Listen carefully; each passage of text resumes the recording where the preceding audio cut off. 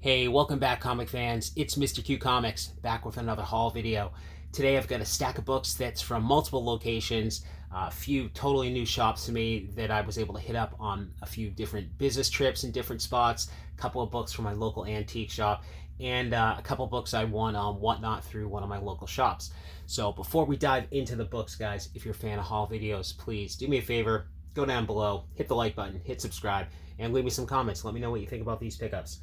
All right, so we will start off with I took a trip to the Midwest, hit Michigan, and we had to drive over to Wisconsin for work. So first stop, we flew into Kalamazoo, and I was able to hit up a local shop there. Can't remember, I think we checked out a couple antique shops with no success, but I was able to hit up Rocket Comics out there and picked up a couple of books. They had a ton of great stuff there. A lot of toys, I think, if I recall correctly. He had a lot of big books as well that weren't out. They were dealing with some water damage, leaky roof issue, which kind of stunk, but hopefully they worked their way through it. But I was able to pick up a couple of cool books. Amazing Spider-Man 148. This is Jackal's Identity is Revealed. It's a lower grade copy. It's about a VG range. I think I had it, but I thought it was another good pickup. It was like 12, 13 bucks, so pretty decent price there. And I thought this was a good buy. It's not in great shape. It's got a chunk missing, but I was out there before the Doctor Strange movie came out, and there was a lot of speculation. Brother Voodoo may pop up in that movie. This is, of course, his first appearance in Strange Tales 169. Again, probably a VG range because you see that chunk missing, but he had it at a good. I thought it was a good price. In today's market, it was like 50 bucks, which I thought was a fair price for that. So happy to grab those. Very cool shop. If you're out there, check them out. I didn't have a ton of time to go through a lot of back issues. I was really looking at just wall books, and we kind of got off on a tangent talking about Golden Age stuff, and he happened to have some stuff out there. So some fantastic books, and again, if I recall correctly, they had a ton of great toys if you're into toys. So all right, from there we had to do a little bit of road tripping. Drove over to Wisconsin, had to see a customer in Beaver Dam, so hit up again a couple antique shops there after we were done with work. Without much success, but I did find a gaming store, and he happened to have some books he had picked up, so I was able to work out some deals. I think it was a big bundle deal. He had a lot of stuff I wanted to, but certain things that he only wanted to sell as a lot, like he had a run of Usagi Yojimbo, like 1 through 20, and he would not break it up, and I would have bought it, but I just knew I wasn't going to be able to get on the plane with like half a short box full of books. Unfortunately, I usually carry like portfolios, those hardbound portfolios, and that's kind of my limit. I'll do those and stuff them in my carry-on, so I know the books aren't going to get damaged. So I was already at capacity, so I had to pass up a few things, but I found a few cool books.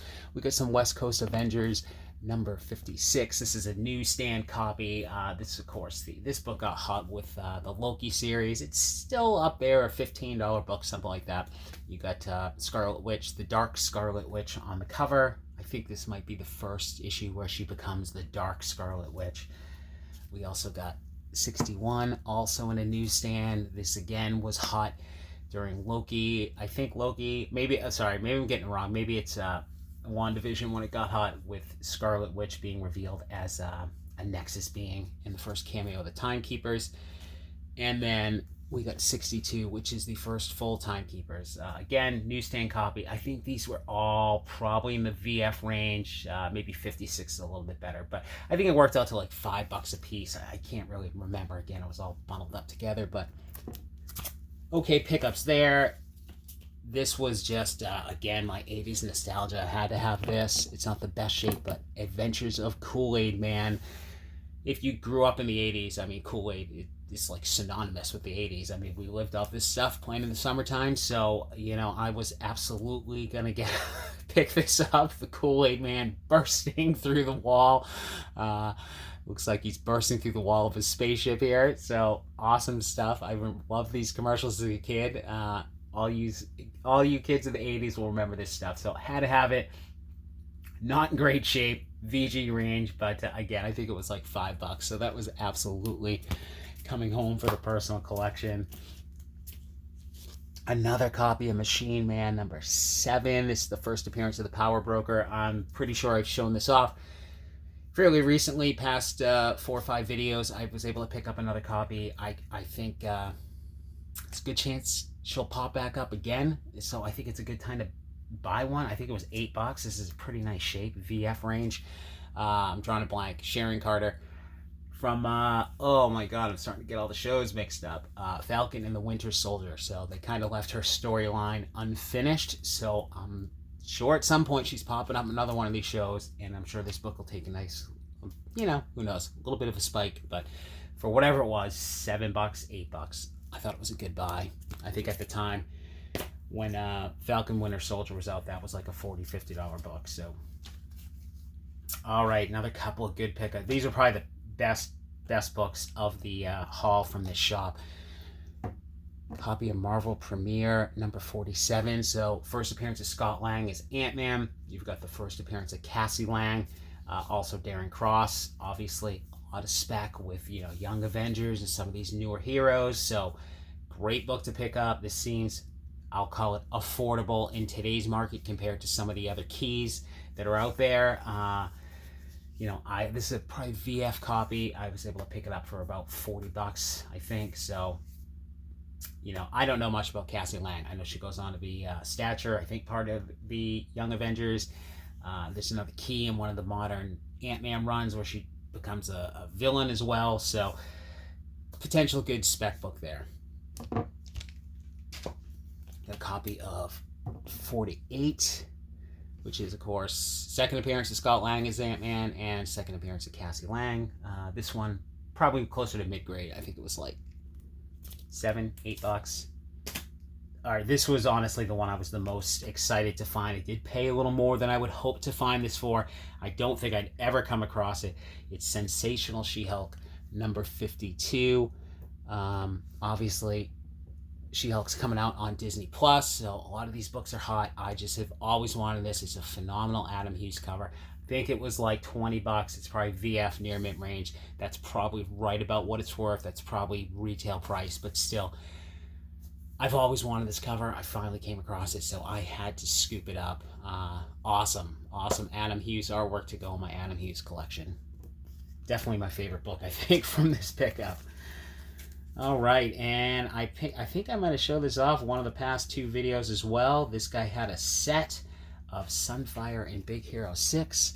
Again, he didn't want to break up any of his sets. He also had like a Secret Wars set, but it was really low grade. But I got this set 1, 2, and 3. So first appearance of Big Hero 6, which has just a ton of characters, including Baymax. So I think that set worked out to like $25 for the set or something like that. So, and they're all pretty decent, probably VF near mid range. So pretty good price on those. So then I think I had some time at home before I hit the road again, and I picked up a few books at my local antique shop that I am always talking about. We'll start off with Tales to Astonish number 64. This is the first cover and second appearance of the leader, and you've also got the second appearance of Atuma. If you watch my pickups before, I'm always talking about these second appearances. The market is so insane pricing wise now, so second appearances are even, to me, better opportunity to buy them. I mean, they definitely increasing in value for any of these major characters when their first appearances are just out of reach for so many. So, and you can typically find them a little bit cheaper. They're definitely on more people's radar now, but this was probably VG range, about $23 on that. And this is just a classic cover, Thor 193, classic Thor, Silver Surfer cover. I feel like this is John Buscema. I could be getting that wrong, but just one of those phenomenal, the square border cover. This was a good price, I think. I think it was like $15. What did I put it as? Yeah, it was like $15. It's probably like a 5, something like that. So solid pickup there. I've talked about this before. This guy has this one dealer I've been buying from. He has a lot of these obscure Golden Age books that are mixed in periodically. I could not find a ton of info on this. This is Animated Movie Tunes number 2. Boy, I looked up on Comics Database. I was checking out the information on the CLZ app. CLZ, I think, had it as timely, but I don't know if that's accurate or not. I couldn't find any information as to who did the cover.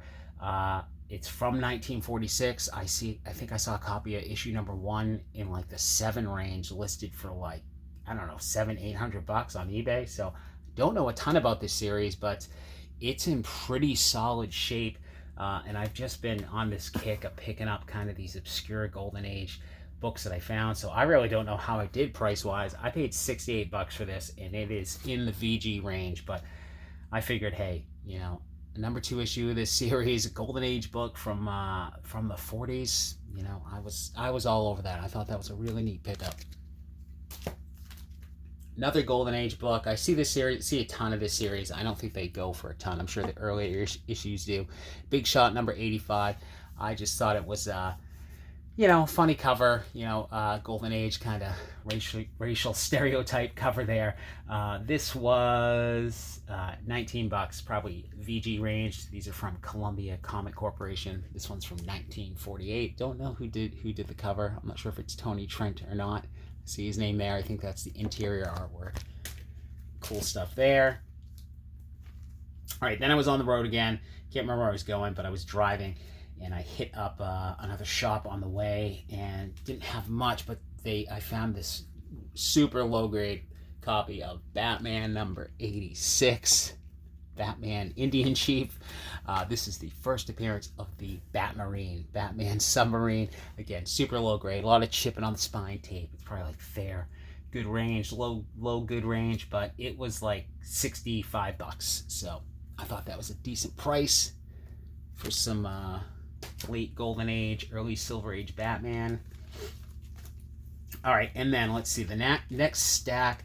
I actually went out to Denver, and I hit up a couple of antique shops. I checked out one comic shop, and their prices were, to me, through the roof. And I was asking, they had a lot of good books, and I asked the guy if they're flexible on pricing, and he said, oh, a little bit, but we price our books fairly. And their books, to me, were just insanely priced. And I contemplated, I was like 15 minutes from Mile High, and I contemplated going to Mile High, but I've seen their prices online, and you know, not to knock any fans here of Mile High, but I just see their pricing on eBay, and it seems crazy to me. I've seen people do hauls of what they get there, and their pricing just seems through the roof. And I know the place is huge. I wanted to see it, but I didn't have a ton of time, and I didn't want to spend a bunch of time looking for stuff and not walk out of there with anything. So I opted to hit some antique shops. So there's, I guess, I think this is a chain of antique shops called Brass Armadillo Antiques.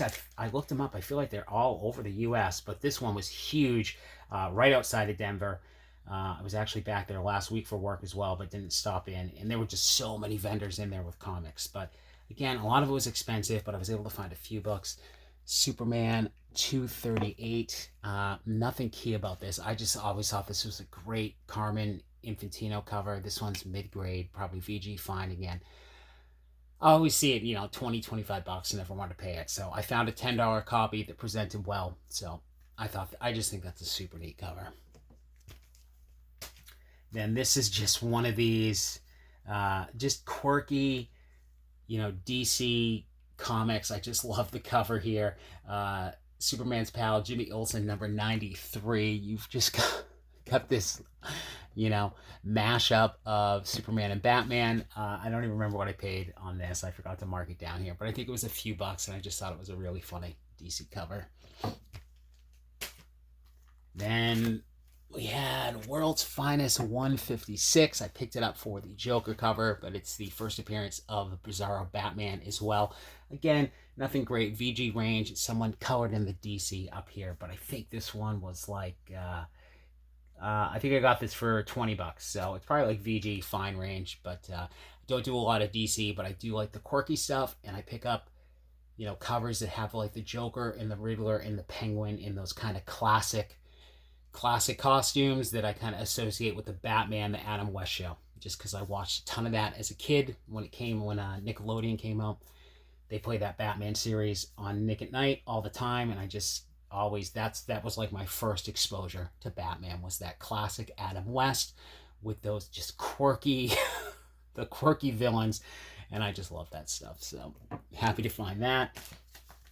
Another Golden Age cartoon book. Does not go for a lot, but it was $5 and I thought it was neat. Happy Comics number 17. I think this is from Pines Publications from 1947. Again, it was $5 though, so I thought it was a fun pickup. And then I hit this other antique shop. I forget, Homestead Antiques. I don't remember exactly where it was.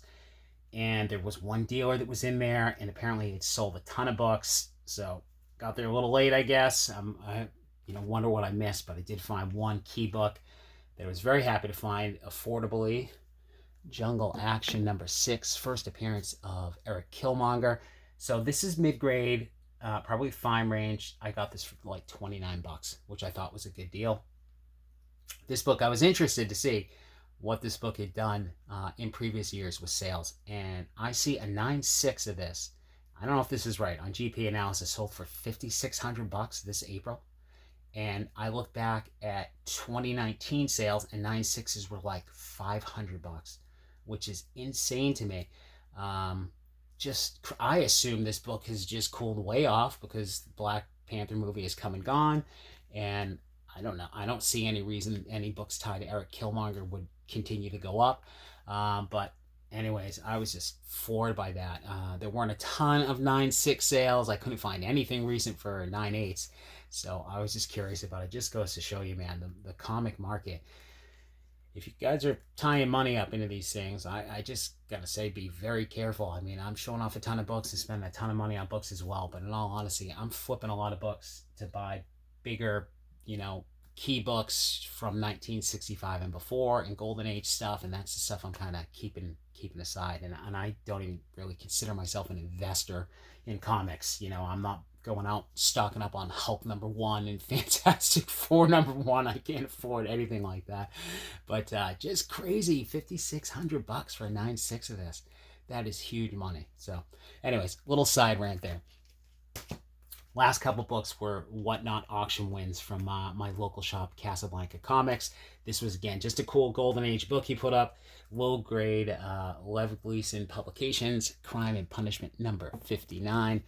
It's in the good range. There's a lot of chipping, pieces missing, but I didn't have any Golden Age crime books, so it was like $27. So very happy to win that. And finally, the big book. Very happy to get copy of this. I'm shooting this on the 29th of May, and I think I just saw yesterday a little set leak blurry image of Namor from the Black Panther Wakanda Forever movie, which is, I guess, the image assumed to be Namor. Certainly looks like him. So I won this 2 months ago. Low grade copy at X-Men number 6. This is Namor is revealed to be a mutant.